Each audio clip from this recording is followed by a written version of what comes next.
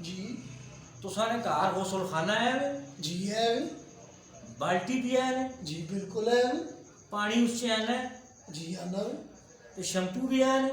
जी shampoo भी है वह ते नहाना क्यों नहीं है? हैं सोना पत्रिया तू रोज आना व्याह कराओ वो कल कुड़ी वाले तकने तो ता सुनो ते मड़ी गाल जरा गौर नाल सुनी उन्होंने सामने वड्डिया वड्डिया गल्लां करी फड़ियां मारी उन्होंने सामने समझे।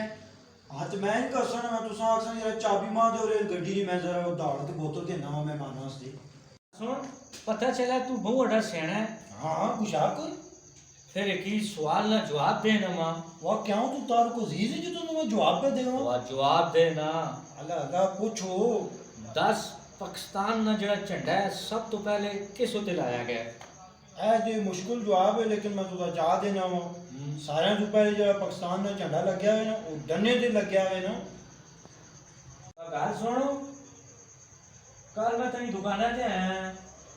मन को रोज बंदे आते रहने मैं कल तेरी दुकान से आया ते तने को कर दर दर मैं अंगूर खड़ा है मना तो उस गलत बात छोड़ा नहीं तो 10 रुपए जे रात तड़ियां टंगा मामा भी दबावे मामा एक रोटी दे दे। ओ यार रोटी वो ते चूहा लग गया। ओ यार चूहे कड़ा भूख लगी है। गल सुन ये तो गर्मी आवे तो क्या कर रहे पखे की बहनो ना हैं ते ज्यादा गर्मी आवी है तो फिर क्या कर रहे ते ज्यादा गर्मी आवे तो फिर पखियां लाना पैना पखियां ला के ना। हैं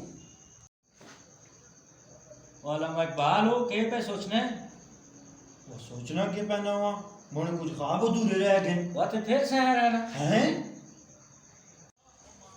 अस्सलाम वालेकुम। वालेकुम सलाम यार जी एकदम मेरा सवाल है वो तो साहब मेरा मसला हल कर सकोगे। जी पूछो तुसी मत आज असा पता होवे